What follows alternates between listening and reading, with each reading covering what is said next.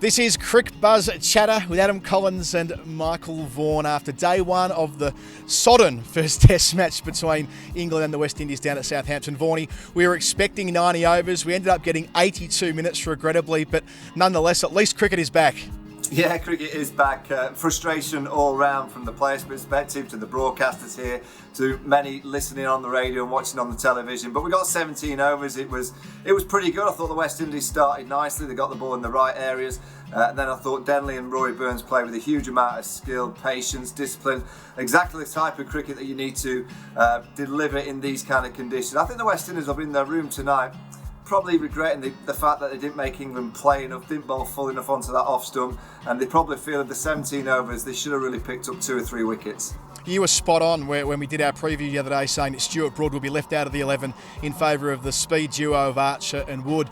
But pre-game, I guess around the toss, there was a lot of activity today. In some respects, the Black Lives Matter movement and the activity around it almost stole the show, both in terms of the television broadcast and the players taking a knee before the first ball was bowled. Yeah, absolutely. And it was great to see cricket taking the same leaf that we've seen in football over the course of the last 2 weeks. And I will say that if anyone gets the chance to watch a bit of the television and see Michael Holding and Ebony Rain-curtailed talk about the Black Lives Matter movement and what it's meant to them, I just say, please just give yourself 10 minutes watching just to educate. I think we all need education, and I thought the way that they spoke on television, as you said, I think that's probably going to be the reporting factor from today's play, that those two spoke with great elegance, great maturity, and educated many, including myself. So I think that's really what we've taken from today. Beautifully said. England made their way to 35 for 1 when play was finally called for the day after a number of interruptions along the way. So the one wicket was Dom Sibley. Let's put him in the hot spot, Vaughany.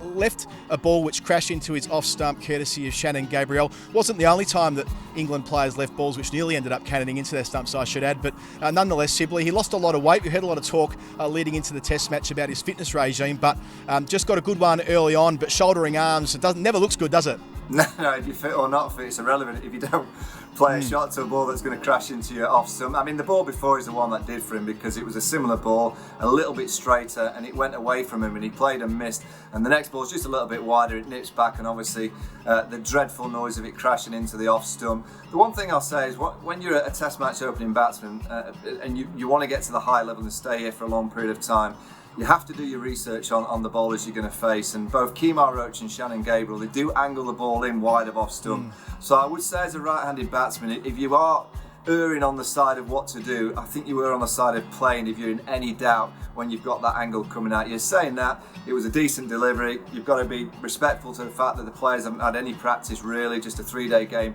here for England at the Ageas Bowl. So we're going to have to be a little bit respectful of the fact that the West Indies, for probably the last 7 or 8 overs, they were all over the place, bowled too short, bowled too wide.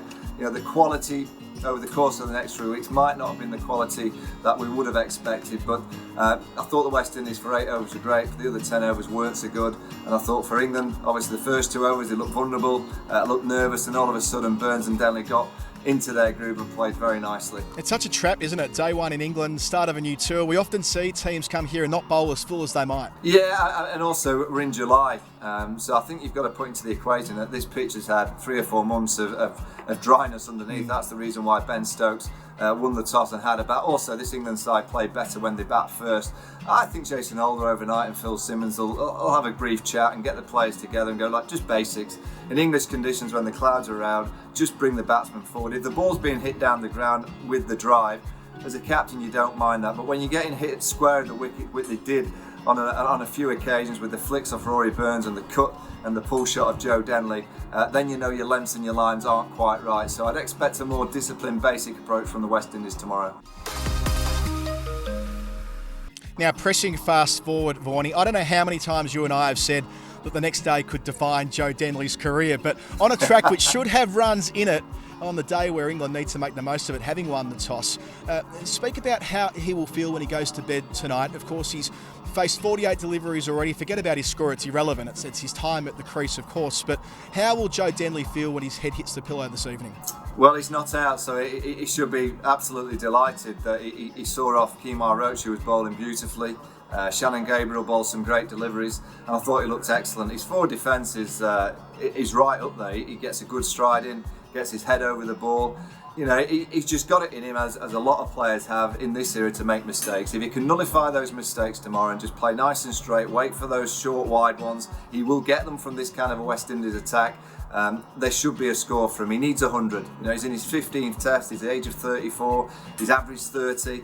You know, Joe Root's coming back next week. Someone misses out at Old Trafford. You've just got to make sure that it's not you. So there it is. Burns and Denley, they're not out men overnight. England 35 for 1. A frustrating day at Southampton, but at least cricket is back. And indeed, because it's back, it'll be on Cricbuzz Chatter with Adam Collins and Michael Vaughan throughout the summer.